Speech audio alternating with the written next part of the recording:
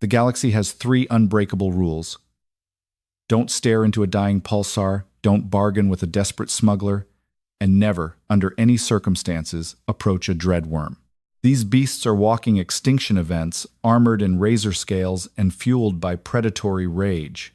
When one breached the security perimeter of the Hastings interstellar mining colony, hardened alien veterans dropped their weapons and wept, waiting for the inevitable end. But they didn't account for a 5-year-old human boy named Leo. What happened next didn't just break the third rule of the galaxy, it shattered everything the universe thought it knew about apex predators and the strange, terrifying empathy of humanity. The official records filed by Hastings Interstellar claim that Outpost 31, located on the desolate ice moon of Aegis VII, was primarily a deep-core drilling facility. This was a lie. The drilling was merely a cover operation for something entirely different, a biological containment site. Hastings, a private conglomerate known for absorbing smaller aerospace firms like Galloway Dynamics and the Blackwood Enterprise, had found something buried deep within the permafrost. They called it Subject Zero, but the alien laborers working alongside the humans had another name for it, the World Eater. To the human staff, it was simply the Dragon.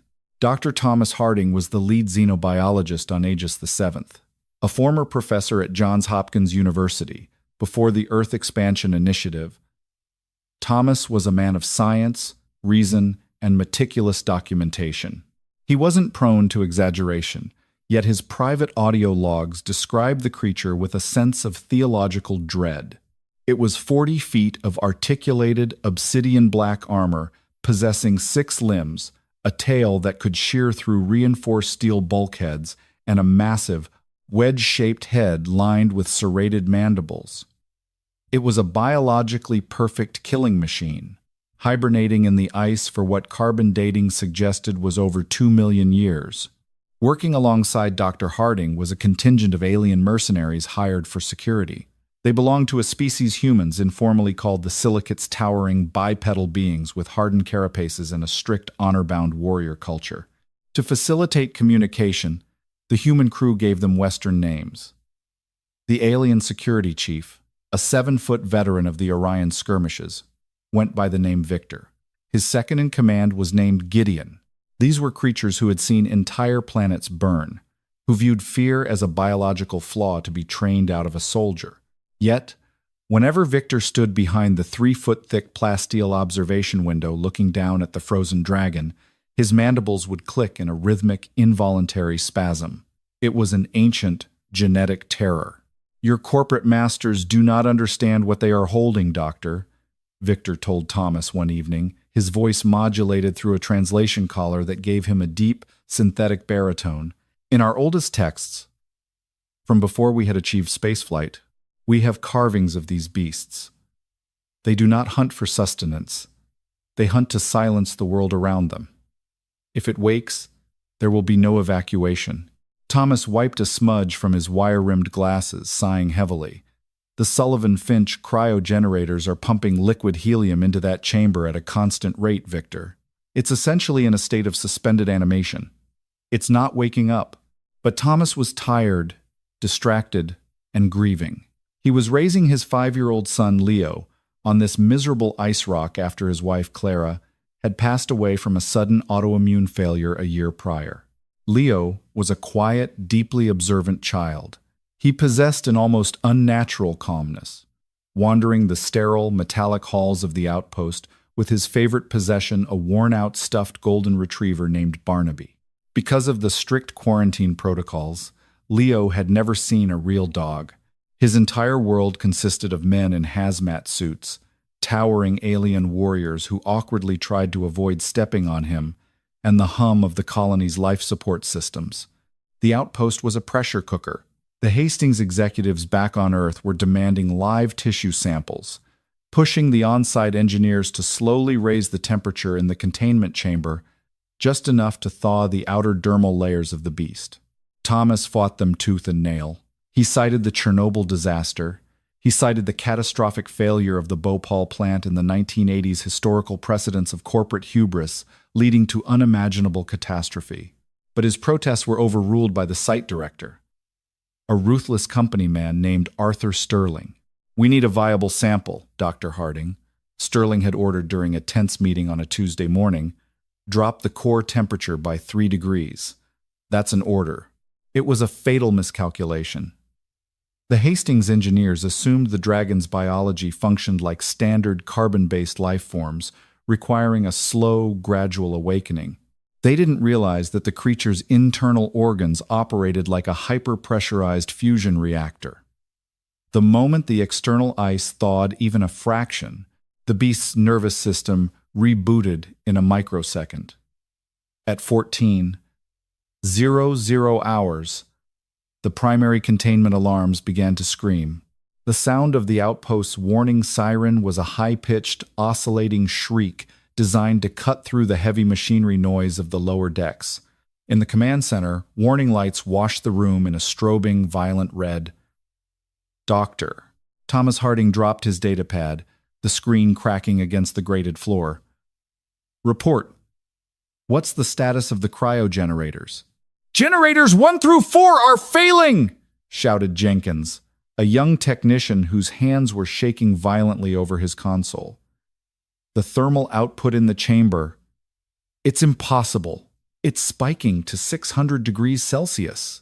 Victor, the alien security chief, stepped forward, his massive hands gripping the edge of the console. Through the thick plasteel window looking down into the containment pit, a cloud of blinding white steam was billowing upward. The ice was sublimating, instantly turning from solid to gas. And then, a sound echoed through the facility. It wasn't a roar. It was a deep, resonant hum, so low in frequency that the humans didn't so much hear it as feel it in their dental fillings and the marrow of their bones.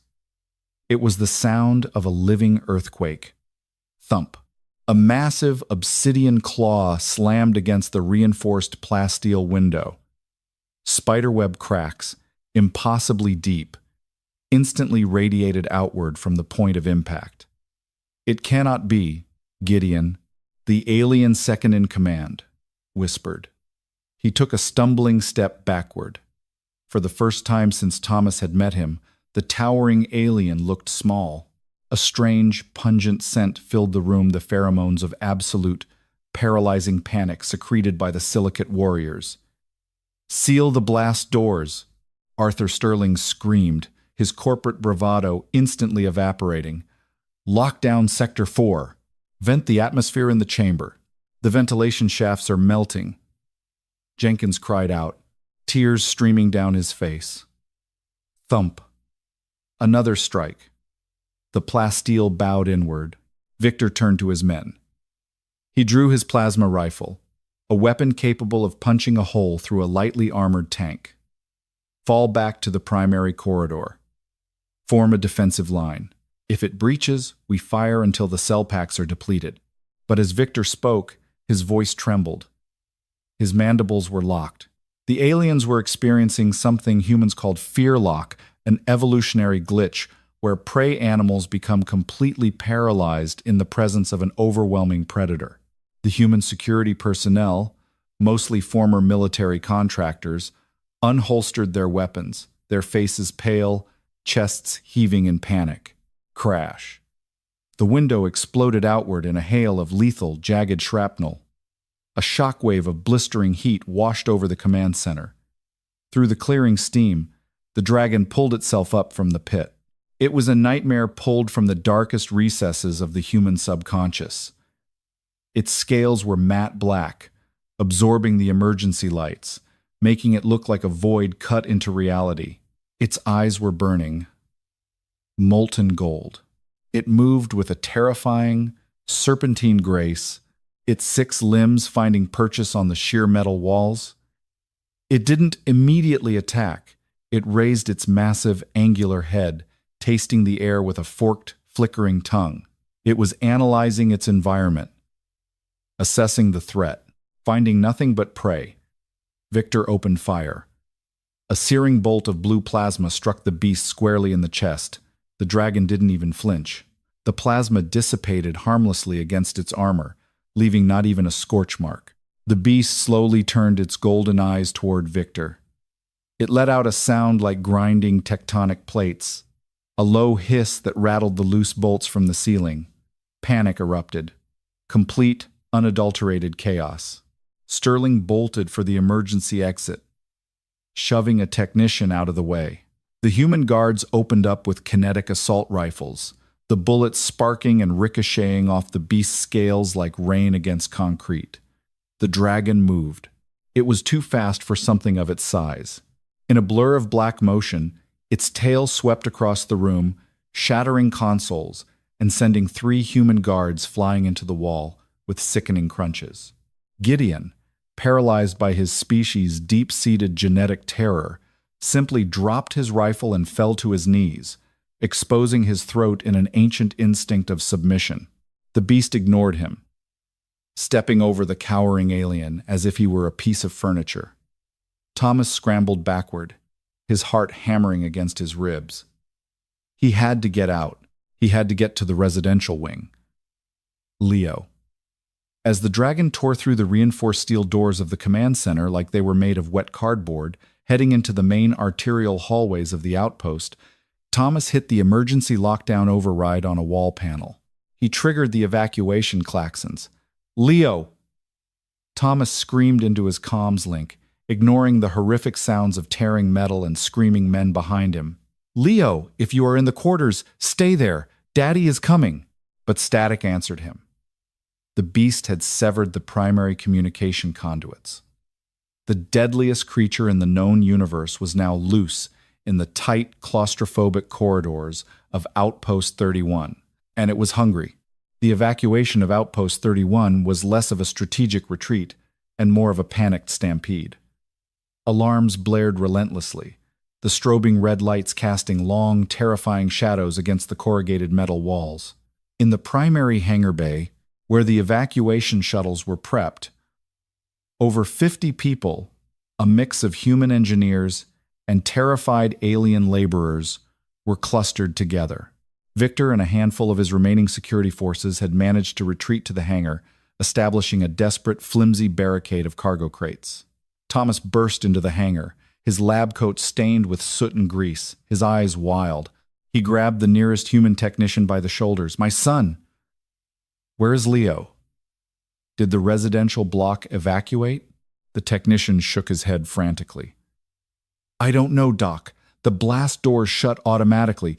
Anyone who didn't make it out is trapped." Thomas felt the blood drain from his face.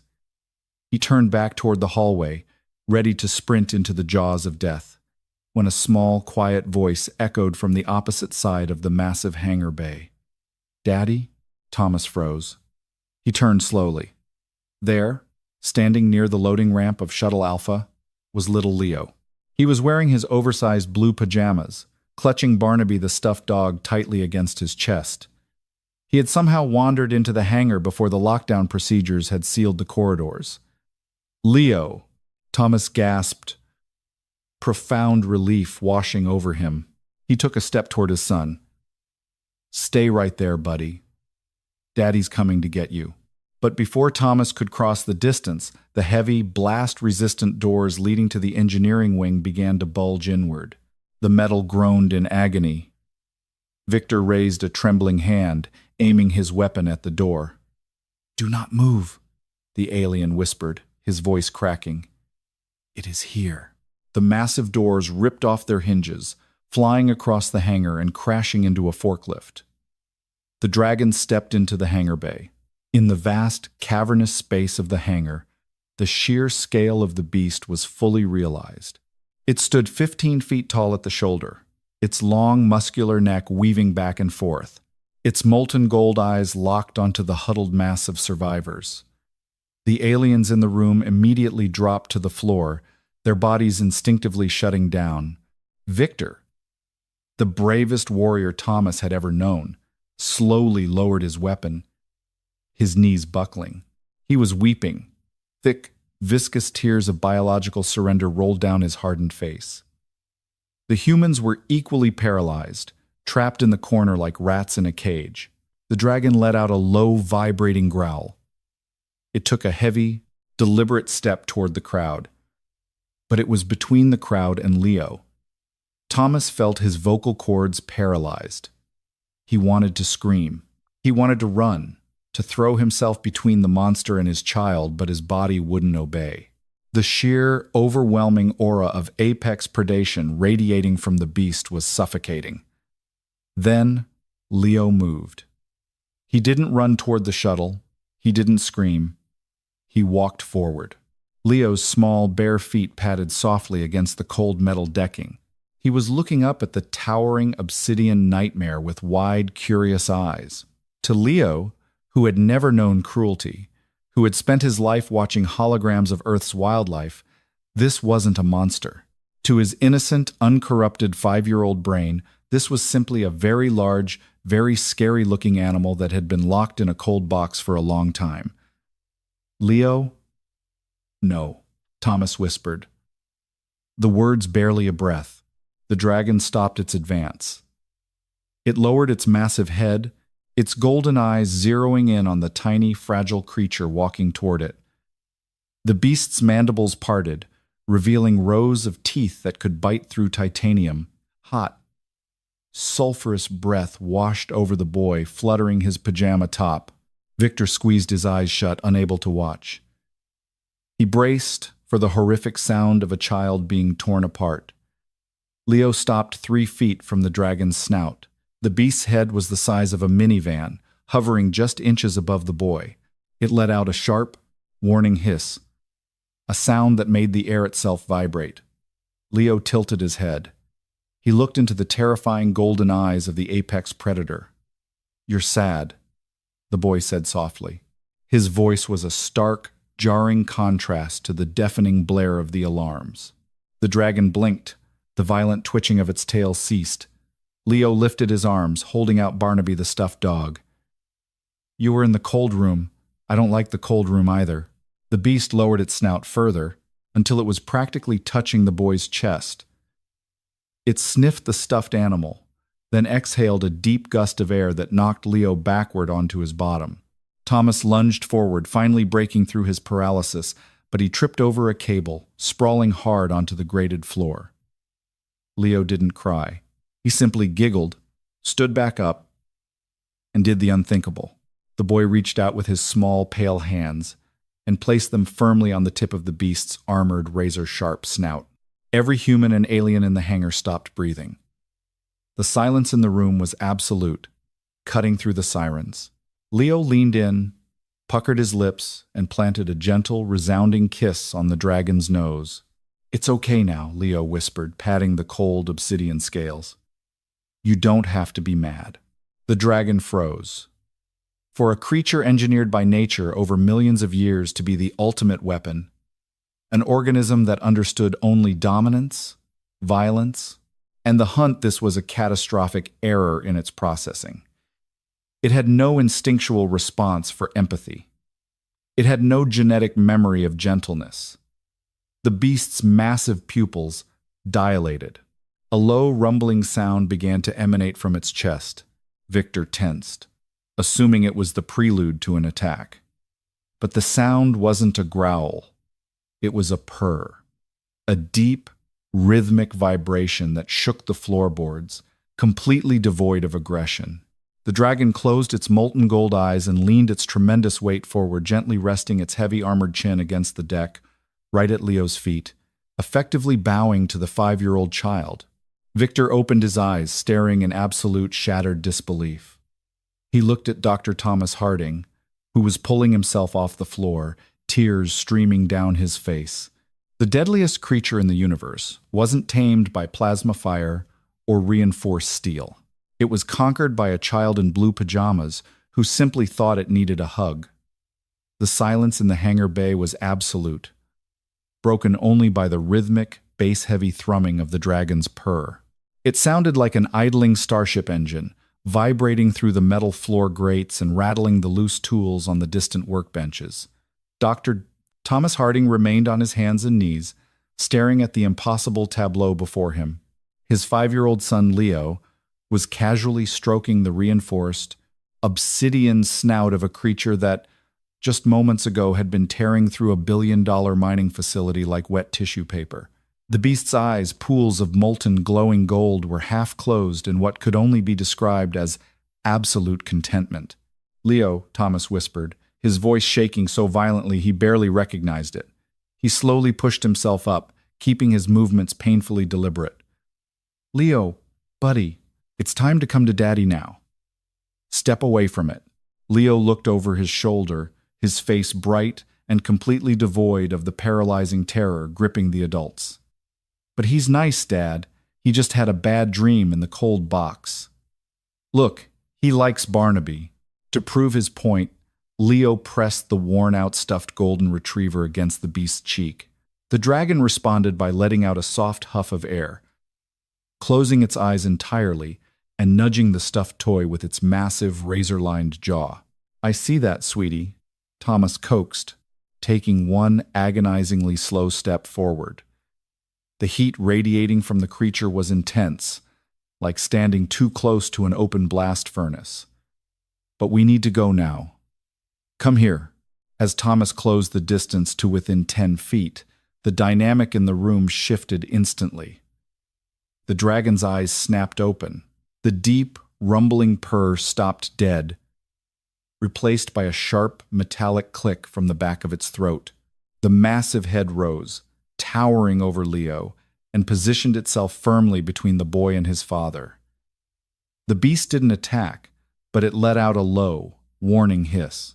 Its 6 limbs tensed, its carbon fiber-like muscles bunching under its thick scales. It was a clear, unmistakable biological boundary. "You may not take him." Thomas froze, his heart hammering against his ribs. "Fascinating," a voice whispered from the back of the room. Arthur Sterling, the site director for Hastings Interstellar, had crawled out from beneath a reinforced cargo loader. His earlier panic was rapidly evaporating, replaced by the toxic, opportunistic gleam of corporate greed. He looked at the beast, then at the child, and then at the heavily armed security team still cowering in the corner. "It's imprinted on the boy," Sterling muttered, his mind working in overdrive. The sudden temperature shift, the disorientation of waking up after 2 million years. It's exhibiting extreme maternal or pack-bonding behavior. It thinks the child is its hatchling. Sterling stood up, straightening his soiled corporate suit. "Victor," he barked, his voice echoing in the tense hangar. "Have your men power up their plasma rifles. Aim for the soft tissue under the jaw. While it's distracted by the kid, we can put it down and salvage the carcass." Victor, the towering silicate security chief, slowly turned his massive head to look at Sterling. The alien's mandibles twitched in absolute disgust. "Are you malfunctioning, human?" Victor asked, his synthesized voice dripping with venom. To fire upon that beast now would guarantee the child's death. It will not fall to a single volley, and its final act will be a reflex of pure destruction. "I am giving you a direct order, Commander," Sterling shouted, pointing a trembling finger at the alien. "That is corporate property, and if we can't secure it alive, we secure the corpse. Fire your weapons." Before Victor could respond, the dragon did. The beast had heard the sudden elevation in Sterling's voice. It recognized the sharp, aggressive cadence of the human's tone. To an apex predator, aggression directed at its pack was the ultimate trigger. The dragon moved with a speed that defied its massive bulk. It didn't step. It flowed. In a fraction of a second, the beast bypassed Thomas entirely and lunged across the hangar. It slammed its massive forelimbs onto the deck just inches from where Sterling stood, shattering the reinforced plating and sending a shockwave that knocked the corporate director flat on his back.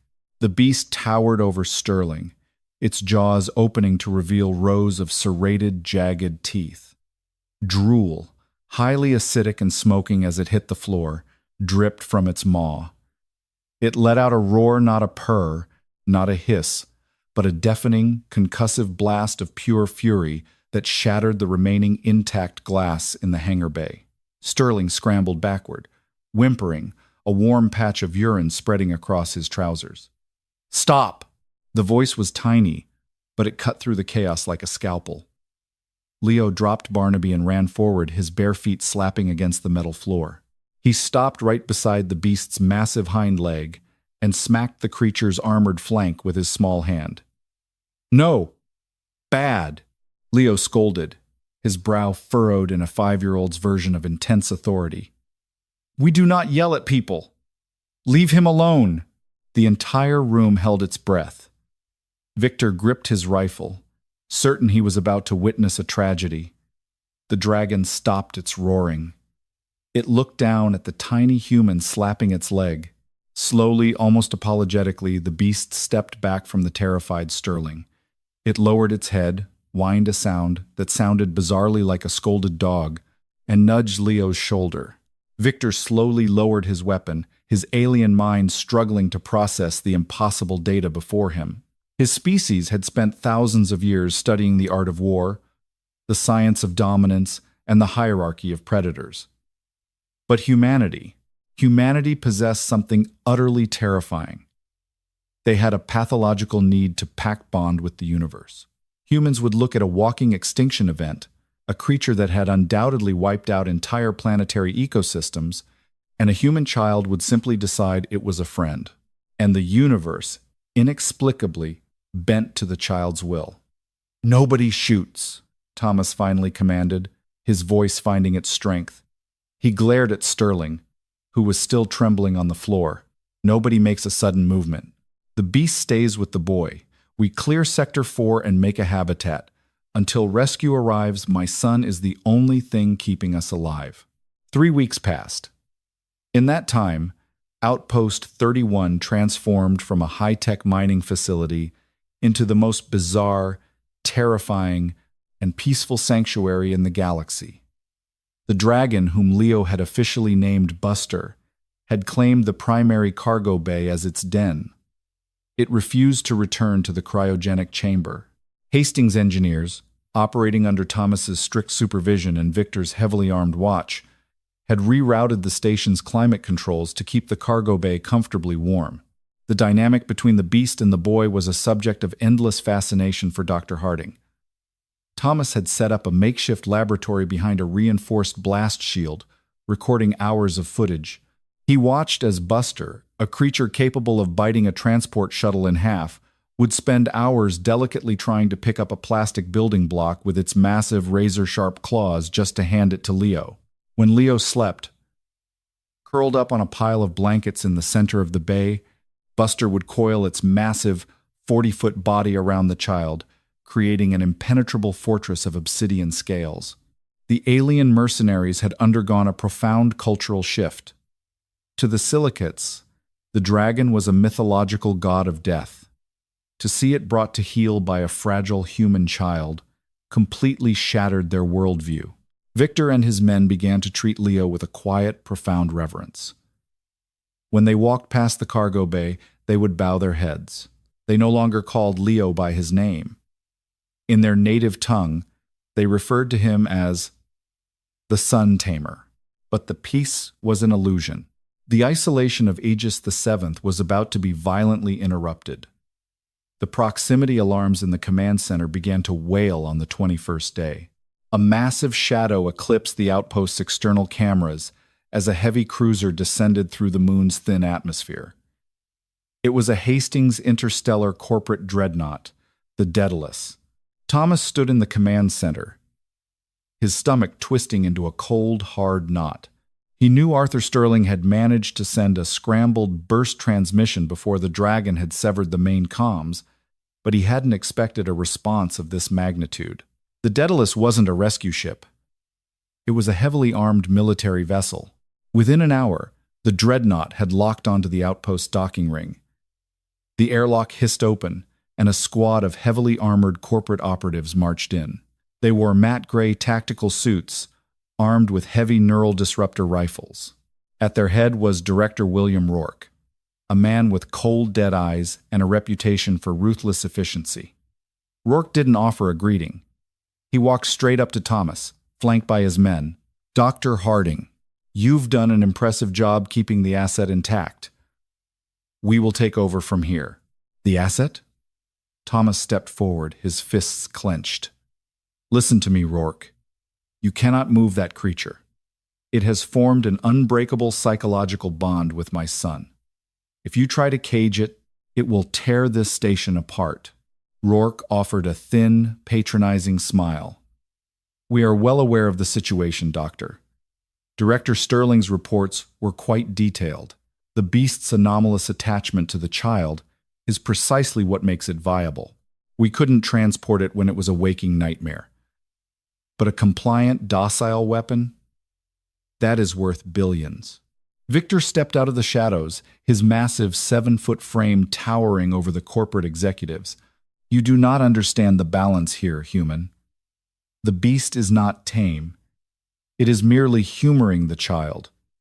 If you threaten the boy, or attempt to force the creature, you will awaken the World Eater." Rourke barely glanced at the alien. "Stand down, mercenary. Your contract is terminated." He turned back to his strike team. "Commander Hayes, execute Protocol Delta. Secure the asset." Thomas felt his blood run cold. Protocol Delta. He knew the corporate handbook. No. Protocol Delta requires separating the biological tether. "You can't use my son as bait." "Restrain him," Rourke ordered coldly. Two massive operatives grabbed Thomas by the arms, dragging him back as he screamed and thrashed. Commander Hayes and a squad of 12 elite operatives moved toward the cargo bay. They didn't carry lethal weapons. They carried heavy, industrial-grade neural, inhibitor nets devices designed to short-circuit the nervous system of megafauna. In the cargo bay, Leo was sitting cross-legged on the floor, attempting to teach Buster how to play fetch with a wrench. The beast was watching the boy with deep, golden intensity, occasionally snorting a puff of warm air. The heavy blast doors slid open. Hayes and his men fanned out, their boots clanking heavily against the metal grate. Buster immediately sensed the intrusion. The beast's head snapped up. It didn't growl, but its body language changed instantly. The relaxed, lazy posture vanished, replaced by the coiled, terrifying tension of a predator preparing to strike. It stepped over Leo, shielding the boy completely with its massive front legs. "Target the beast's sensory nodes," Hayes barked over his comms. "Fire the inhibitors." "No! Leave him alone!" Leo screamed, jumping to his feet and trying to push past Buster's leg. 6 neural nets, crackling with millions of volts of blue electricity, shot across the room. They struck the dragon squarely in the chest and neck. For a normal biological entity, the voltage would have instantly paralyzed the nervous system, dropping the creature into a deep, comatose state. Buster didn't even blink. The beast looked down at the sparking nets clinging to its scales. It seemed more confused than hurt. Then, it looked at the men who had fired them. It looked at the men who were currently raising their weapons toward Leo. The universe seemed to hold its breath. The bond between human and monster was a fragile, unprecedented anomaly. The Hastings operatives assumed they were dealing with a dumb animal that could be shocked into submission. They failed to realize that by attacking the beast in front of the child, they hadn't just broken the peace. They had ignited a war. Buster let out a sound that Thomas Harding, listening from the command center, would never forget. It was a scream of pure, unadulterated cosmic rage. The beast's golden eyes flared with a blinding, incandescent light, and the temperature in the room instantly skyrocketed. The inhibitor nets melted off its body, turning into useless slag. "Fall back," Hayes screamed, realizing his fatal miscalculation. "Lethal force, lethal F." But it was far, far too late. The World Eater had awoken, and this time it was protecting its own. Commander Hayes was a veteran of the bloody frontier skirmishes, a man who had survived insurgencies on Mars and deep space piracy raids. He was equipped with the best gear money could buy. His tactical armor was an advanced impact-resistant weave derived from classified DuPont patents, and his rifle fired depleted uranium slugs powered by Raytheon microaccelerators. He was trained to handle any biological threat in the known galaxy. But as the heavy, industrial-grade neural nets melted into useless, bubbling slag against Buster's obsidian scales, Hayes realized with a cold, terrifying clarity that he was not facing a biological threat. He was facing a force of nature. Buster did not lunge immediately. The dragon possessed an intelligence that defied Hastings Interstellar's primitive categorization. It understood trajectory, line of sight, and the fragility of the tiny human standing beneath its chest. With a movement so smooth it blurred the human eye, the beast swept its massive armored tail around, gently but firmly scooping Leo behind a stack of reinforced titanium shipping crates. The boy was shielded from the line of fire, and more importantly, shielded from what was about to happen. "Open fire! All units, suppressive fire!" Hayes screamed, backing away as he brought his heavy rifle to bear. 12 elite corporate operatives unleashed a torrential hail of armor-piercing rounds. The noise was deafening, a staccato roar that shook the very foundations of the hangar bay. Sparks showered the room as uranium slugs slammed into Buster's hide. On any other creature, this concentrated firepower would have liquefied internal organs and shattered bone. On Buster, it merely ruined the polish of his scales. The World Eater dropped its head, its molten gold eyes narrowing into slits of pure, incandescent rage. It let out a sound, not a roar, but a high-frequency acoustic pulse.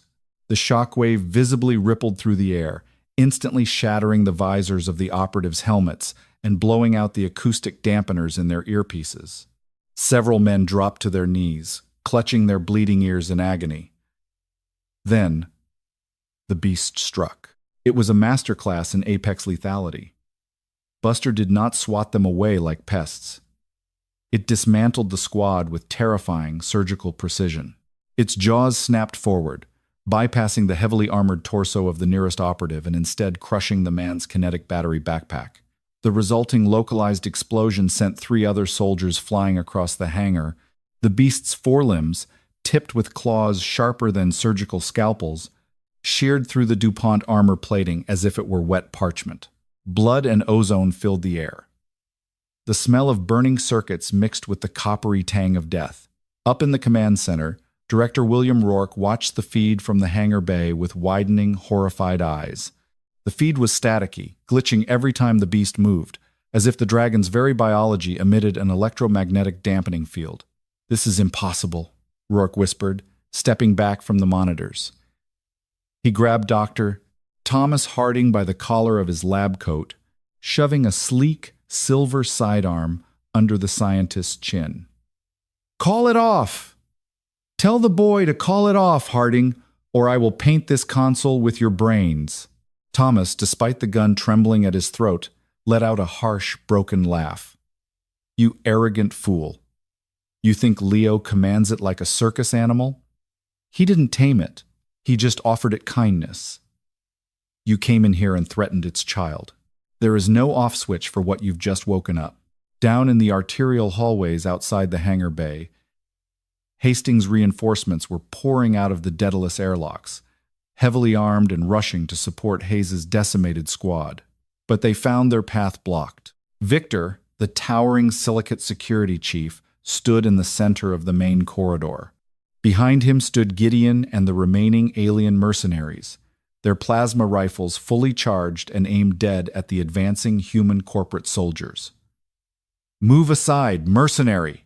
the lead Hastings captain shouted.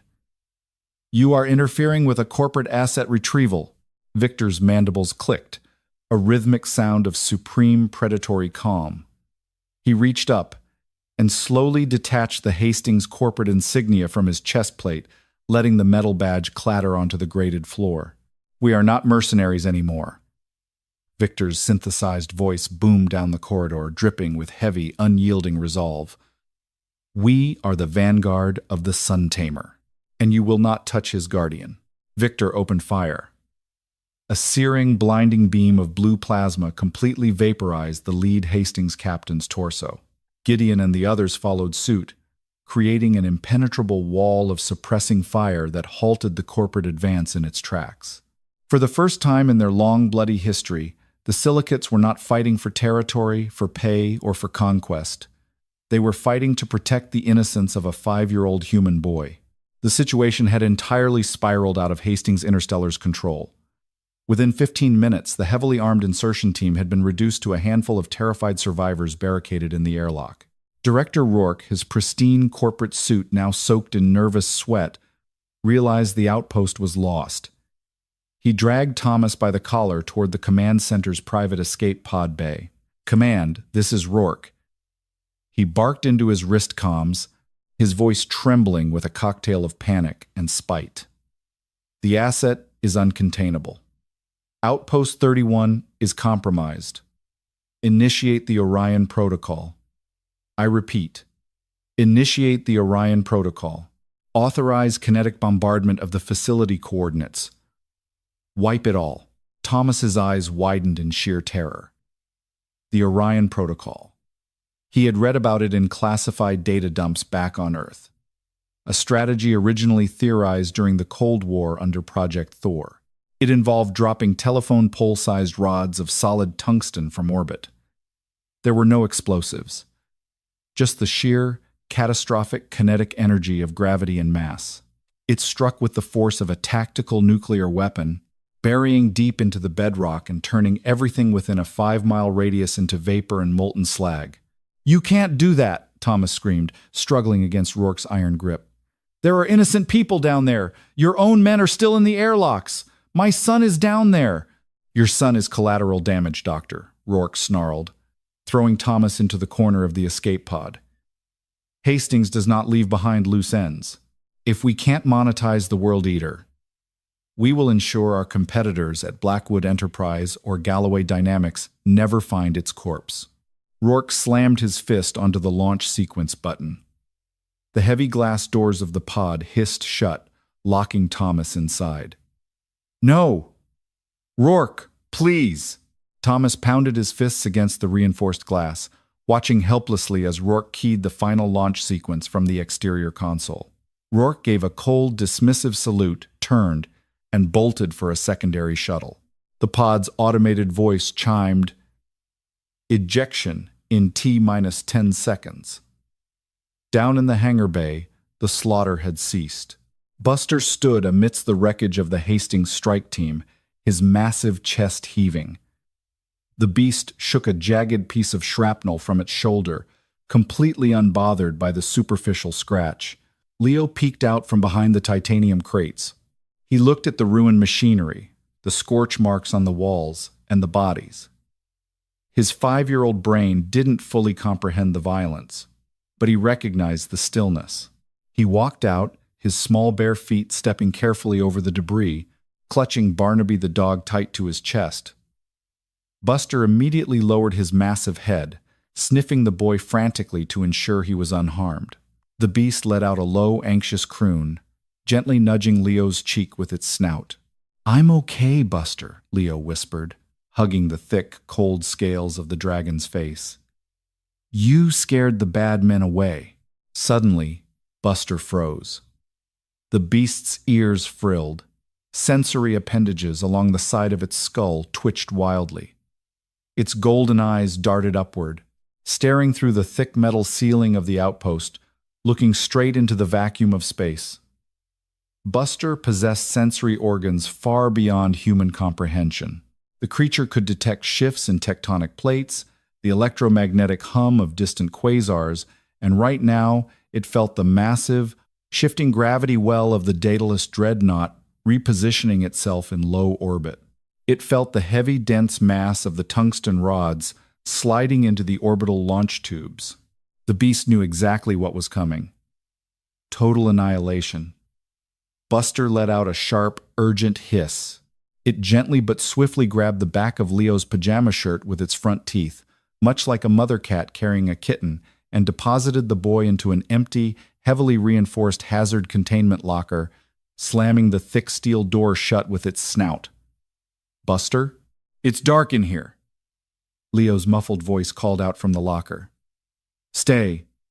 Buster hummed a deep, resonant vibration that sent a wave of unnatural, calming warmth through the metal, soothing the boy instantly. The beast turned its attention to the ceiling. The World Eater crouched low, its 6 muscular limbs digging deeply into the reinforced floor grates, shredding the metal to find purchase on the bedrock below. Up in orbit, the Deadliest fired. 4 tungsten rods, each weighing 10 tons, shot out of the dreadnought's launch tubes. As they entered the thin, icy atmosphere of Aegis VII, friction ignited the air around them, turning them into screaming, superheated meteors of death, plummeting toward Outpost 31 at Mach 10. Inside the facility, Buster unleashed a roar that defied the laws of acoustics. It wasn't just sound, it was physical force. The beast launched itself upward with the kinetic energy of a Saturn V rocket. It hit the ceiling of the hangar bay and simply didn't stop. 40 feet of razor-sharp obsidian armor sheared through 30 levels of solid steel, titanium, and permafrost rock like a bullet passing through an apple. Buster erupted from the surface of the ice moon, surrounded by a geyser of shattered ice and twisting metal, launching itself into the freezing, breathless vacuum of space. The beast didn't need oxygen. It didn't fear the void. As the first tungsten rod screamed downward, glowing blindingly white with atmospheric friction, Buster intercepted it. The Hastings bridge crew aboard the Deadliest watched their tactical monitors in horrified disbelief. "Captain," the targeting officer stammered, his face ghostly pale. "The payload. It's been intercepted." Something just hit Rod 1. Intercepted? By what? A surface-to-air battery? No, sir. By a biological mass. In the upper atmosphere, Buster collided head-on with the 10-ton Mach 10 projectile. The kinetic impact should have vaporized the beast on an atomic level. Instead, the dragon scales a biological metamaterial that absorbed and repurposed kinetic energy flared with a blinding Cherenkov blue light. The beast wrapped its massive forelimbs around the superheated tungsten rod, redirecting its monumental momentum. With a horrific screech of tearing physics, Buster spun in the microgravity and hurled the rod back the way it came. The tungsten meteor shot back up into orbit, traveling twice as fast as it had descended. It struck the Deadliest dead center. The impact snapped the billion-dollar corporate dreadnought in half. The ship's heavy magnetic shielding, designed by top engineers at Galloway Dynamics, was useless against solid kinetic mass, traveling at Mach 20. The dreadnought's fusion core destabilized, blooming into a silent, brilliant supernova of orange and blue fire against the cold backdrop of the cosmos. Down on the surface of Aegis VII, the remaining 3 rods missed the facility entirely, thrown off trajectory by the shock wave, burying themselves deep into the uninhabited ice plains and sending massive shock waves that rattled the outpost to its bones. Inside the hazard locker, Leo simply hugged Barnaby tighter, humming a little song his mother used to sing him, waiting for his very large, very grumpy dog to come back and let him out. The sky over Aegis VII rained burning metal. The destruction of the Daedalus in low orbit created an artificial meteor shower of staggering proportions, painting the eternal twilight of the ice moon in violent streaks of orange and blue. Debris, the size of city blocks, slammed into the desolate tundra, shaking the tectonic foundations of Outpost 31. Dr. Thomas Harding's escape pod, prematurely ejected by Director Rourke moments before the dreadnought's destruction, had been violently knocked off its automated trajectory by the concussive shock wave. It plummeted out of control, deploying its Aerojet Rocketdyne retro thrusters a fraction of a second too late. The pod skipped across the jagged permafrost like a skipped stone, violently churning up ice before slamming into a glacial embankment 2 miles from the primary facility. Thomas kicked the emergency release latch, his shoulder dislocated, his forehead bleeding heavily into his eyes. He stumbled out into the freezing, thin atmosphere, his emergency rebreather hissing as it fed him synthetic oxygen. He didn't look at the burning wreckage of the corporate dreadnought falling from the heavens. He only looked toward the smoking, ruined silhouette of Outpost 31. "Leo," Thomas gasped, clutching his broken arm against his chest. He began to walk. The temperature was 50 degrees below zero, and his lab coat was entirely insufficient, but the primal adrenaline of a terrifyingly desperate father fueled his agonizing march across the ice. Back in the decimated hangar bay, the silence was deafening. The facility's emergency backup generators kicked on, bathing the pulverized room in a sickly, dim amber light. Victor, the towering silicate warrior, pushed a 2-ton slab of collapsed ceiling plating off his chest, his bipedal legs trembling with exhaustion. His armor was cracked, and his plasma rifle was drained, but he was alive. He looked around to see Gideon and the rest of his vanguard pulling themselves from the rubble, coated in white, pulverized dust. A muffled, rhythmic thumping echoed from the far corner of the bay. Victor limped over the ruined corpses of the Hastings corporate soldiers, his optical sensors adjusting to the low light. Buried under a mountain of sheared titanium and twisted piping was the heavy hazard containment locker. The alien commander gripped the red-hot metal handle and hauled the door open. Leo sat inside, completely unharmed, his small arms wrapped tightly around Barnaby, the stuffed golden retriever. The boy blinked against the amber emergency lights.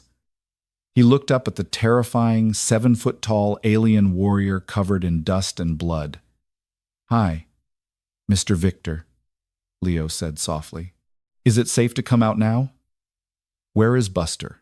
Before Victor could answer, the entire outpost shuddered with a massive, localized earthquake. Something colossal had just crashed into the ice basin directly outside the hangar's shattered blast doors. Victor scooped Leo into his massive, armored arms, holding the boy gently against his chest plate, and walked toward the yawning hole in the facility's exterior. Lying in a crater of boiling, sublimating ice was the World Eater. Buster had survived the vacuum of space. He had survived the kinetic interception of a 10-ton tungsten rod. He had survived the atmospheric re-entry. But the laws of physics demand a toll, and even the universe's ultimate apex predator was not immune to thermal breakdown. The creature's obsidian scales, previously thought impenetrable, were cracked and leaking a glowing, luminescent blue fluid, its equivalent of blood. The massive, articulated limbs were awkwardly splayed, and the rhythmic, fusion reactor hum of its chest was sputtering, sounding like a failing engine. Buster was dying. "Buster!" Leo screamed, squirming out of Victor's grip. The alien tried to grab him, fearful of the extreme heat radiating from the beast, but Leo was too fast. The 5-year-old slid down the icy embankment, completely ignoring the freezing temperatures, and ran to the creature's massive snout. The dragon's molten gold eyes were dimming, flickering like a dying candle. It let out a weak, agonizing wheeze, a puff of cool, gray smoke escaping its serrated mandibles. It couldn't lift its head, but its heavy eyelids shifted to look at the boy. "No, no, no, you're a good boy. You can't go to sleep yet," Leo cried, tears streaming down his cheeks, freezing almost instantly in the brutal cold. He pressed his small bare hands against the beast's cracked, bleeding scales. Thomas finally staggered over the ridge, his breath catching in his throat at the sight. He slid down into the crater, collapsing next to his son. "Dad! Fix him! You have to fix him," Leo begged, grabbing his father's ruined lab coat. "He saved us!" Thomas looked at the dying Leviathan. As a xenobiologist, he knew this was impossible. The creature's biology was entirely alien, operating under cellular pressures and thermal dynamics that defied human science. But as he looked into the dimming eyes of the monster that had willingly taken a meteor to the chest to save a human child, Thomas Harding realized he had to try. "Victor!" Thomas barked, his scientific mind suddenly overriding his pain. "Get the medical trauma kits from the engineering bay. I need the Moderna biogel, all the Siemens deep tissue coagulants we have, and every liquid nitrogen canister you can carry. Move." The alien mercenaries, creatures bred for war and slaughter, didn't hesitate. They sprinted into the ruined facility like desperate paramedics. For the next 4 hours, the ice crater became the most bizarre surgical theater in the history of the galaxy. Thomas, working with one good arm, directed the towering silicate warriors. They used heavy industrial plasma torches to cauterize the massive fissures in the beast's armor. They dumped gallons of cutting-edge Moderna biogel normally used to regenerate human limbs directly into the creature's open wounds, hoping the universal stem cell matrices would adapt to the dragon's biology. To stabilize the creature's failing internal reactor, they used liquid nitrogen hoses to cool the hyper-pressurized organs that were melting down from the inside out. Through it all, Leo sat right beside the beast's ear, whispering to it, stroking its snout, and pressing his stuffed dog against the cold, unyielding armor. "Stay with me, buddy," Leo whispered, his voice hoarse. "I'll give you all my toys. You don't have to be in the cold box ever again." As the harsh, artificial dawn of Aegis VII broke over the horizon, casting long, eerie shadows across the wreckage, the sputtering, failing hum deep within Buster's chest finally steadied. The bleeding stopped. The luminescent blue fluid hardened into a thick, protective resin. The beast let out a long, slow exhale. Its molten gold eyes opened, glowing with a renewed, steady light. It couldn't stand up yet, but it shifted its massive head, gently curling its snout around Leo's small body, pulling the exhausted, shivering child into the warmth of its neck. Buster closed its eyes and began to purr. Thomas slumped back against the icy wall of the crater, utterly exhausted, a hysterical laugh escaping his lips. Beside him, Victor, the hardened, lethal veteran of 100 planetary conquests, sat down in the snow, his mandibles clicking in absolute awe. "He lives," Victor whispered, bowing his head. "The Sun Tamer has breathed life back into the god of death." For 6 agonizing days, Outpost 31 sat in absolute, localized silence, cut off from the rest of the galaxy. When the United Nations Extraterrestrial Charter, UNEC, fleet finally dropped out of slipspace, the sheer scale of the devastation in orbit painted a grim, terrifying picture. Admiral James Caldwell stood on the bridge of the flagship Leviathan, looking out through the reinforced viewport at a literal graveyard of corporate hubris. The billion-dollar dreadnought Deadliest had been snapped completely in half, its shattered hull drifting among frozen clouds of sublimated atmosphere and stray tungsten rods. Caldwell had read the encrypted telemetry bursts intercepted prior to the dreadnought's destruction. He expected to find a dead rock. He expected to drop onto an ice moon completely sterilized by a rampaging apex predator that had breached containment and slaughtered everything with a pulse. When the heavily armored UNEC dropships descended through the violent, icy atmosphere and landed heavily on the pulverized tarmac of Outpost 31, hundreds of elite peacekeepers poured down the boarding ramps. They moved in standard, sweeping tactical formations, their heavy Lockheed Martin kinetic rifles raised and locked. They anticipated fighting a monstrous Leviathan, a nightmare of teeth and scale hiding in the ruins. Instead, Admiral Caldwell and his men walked into a scene that would permanently alter the socio-political and psychological landscape of the known universe. The perimeter of the ruined facility was not secured by human survivors, nor was it overrun by a beast. It was held by a phalanx of towering, heavily armed silicate mercenaries. Their armor was cracked, scorched by plasma fire, and hastily patched with industrial sealant, but they stood with absolute, unyielding discipline. They did not raise their weapons at the advancing UNEC forces, but they did not step aside either. They formed an impenetrable wall of alien muscle and steel around the shattered entrance of the primary hangar bay. "Hold your fire. Stand down," Caldwell ordered his men, stepping ahead of the peacekeeper line. He looked up at the towering alien commander, recognizing the markings of an Orion skirmish veteran. "I am Admiral Caldwell, United Nations Interstellar Fleet. I am looking for the Facility Director Arthur Sterling or the Executive Officer of the Daedalus." Victor, leaning heavily on his drained plasma rifle, looked down at the human admiral. The alien's mandibles clicked in a slow, rhythmic cadence of utter calm. "They are dead, or they have fled into the ice like the cowards they are," Victor replied, his synthesized voice echoing coldly across the frozen tundra. "I speak for the Vanguard. You have no authority here, Admiral. We answer only to Dr. Harding." And to the boy. Caldwell frowned, utterly bewildered by the alien's fierce devotion to a human child. He gestured for his men to lower their weapons entirely and stepped past Victor's massive frame.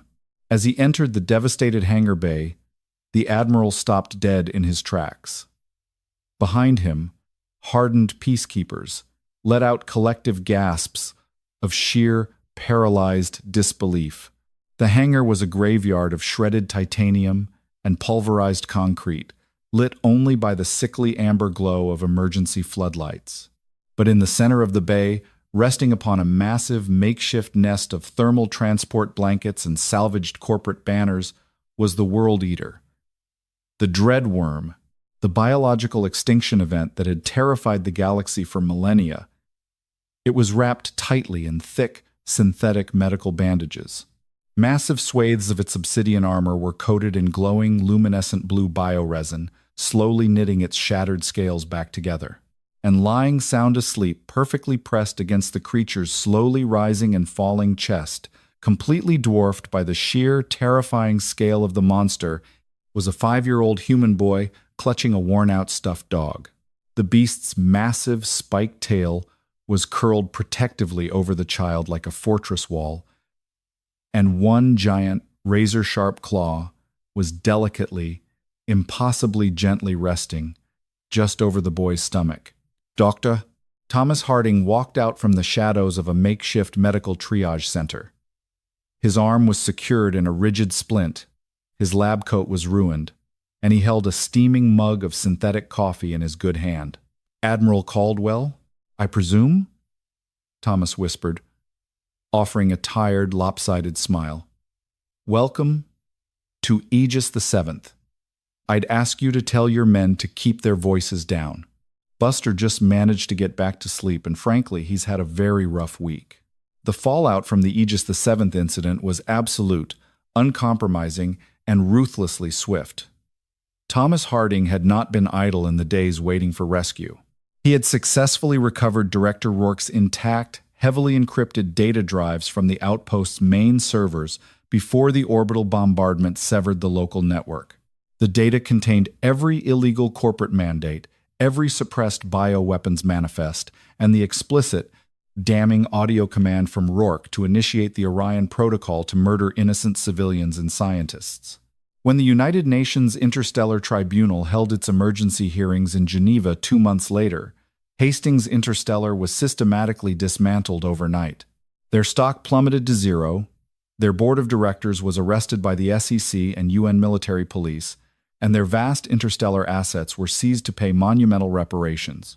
Arthur Sterling, who had miraculously survived the bombardment by cowering in a deep-core geological bunker, was dragged out by peacekeepers and sentenced to 3 consecutive life sentences in a maximum security orbital penal colony. But the most profound shift to emerge from the ashes of Aegis the Seventh wasn't legal, financial, or corporate. It was deeply, irrevocably cultural. For centuries, the wider galactic community had viewed humanity with a mixture of suspicion, pity, and mild disdain. Humans were the newcomers to the stars, frail, soft-skinned bipeds who relied far too heavily on volatile machines and possessed terrifyingly erratic emotions. They were considered a chaotic, unpredictable variable in a vast galaxy otherwise ruled by cold logic, overwhelming physical strength, and ancient, rigid hierarchies.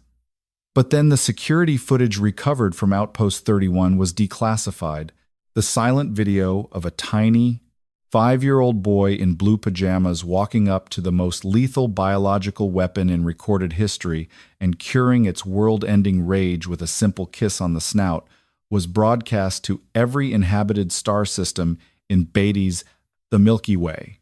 It broke the universe's collective mind. Alien scholars, xenobiologists, and hardened military generals from a dozen different species spent years endlessly analyzing the footage. They experienced a profound, terrifying epiphany. They realized that humanity's greatest evolutionary advantage wasn't their physical resilience, their SpaceX heritage hyperdrives, or their kinetic military doctrine. It was their pathological, universe-breaking empathy. Humans possessed a terrifying biological imperative to pack bond with literally anything that existed. They could look into the dark, unforgiving void of space a place fundamentally filled with monsters, cosmic horrors, and endless, grinding war, and their very first instinct wasn't to build a bigger gun or hide behind a thicker wall. Their first instinct was to ask if the monster was lonely. They would look at walking extinction events and simply decide they were friends. And terrifyingly enough, the universe, unable to process this sheer audacity, bent to their will. The monsters agreed. As for Dr. Thomas Harding, he permanently retired from deep space xenobiology. Flush with the massive settlement money provided by the UNEC and the liquidation of Hastings' assets, he purchased a vast, remote tract of private, rolling land in the mountainous, terraformed highlands of Mars. It was a quiet, profoundly peaceful life. Victor and his silicate vanguard had flatly refused to leave the boy's side, officially registering themselves with the UN as Thomas's permanent private security detail. The massive alien warriors, once the scourge of the Orion sector, spent their golden years learning how to harvest hydroponic tomatoes and awkwardly trying to understand the rules of human board games on the porch. And living comfortably in a massive, custom-built, geothermally heated cavern adjacent to the farmhouse was Buster. The World Eater had grown quite accustomed to the lighter Martian gravity. Most afternoons, the deadliest creature in the universe could be found lying flat on its back in the tall, red grass, the artificial sun warming its pristine, healed obsidian scales. Meanwhile, a slightly older, much happier Leo would climb endlessly over its massive, armored ridges, pretending to conquer mountains, with Barnaby the stuffed dog always close at hand. The galaxy finally understood its 3 unbreakable rules. Don't starry into a dying pulsar. Don't bargain with a desperate smuggler. And if you ever encounter a dreadworm, make sure you have a human child and a stuffed golden retriever nearby, or you are completely, irrevocably doomed. If this epic tale of humanity's universe-breaking empathy gave you chills, do us a huge favor and hit that like button. Share this video with a friend who loves incredible sci-fi stories, and make sure to subscribe and ring the notification bell so you never miss a journey into the cosmos with us. What do you think is humanity's greatest superpower? Let us know your thoughts in the comments below.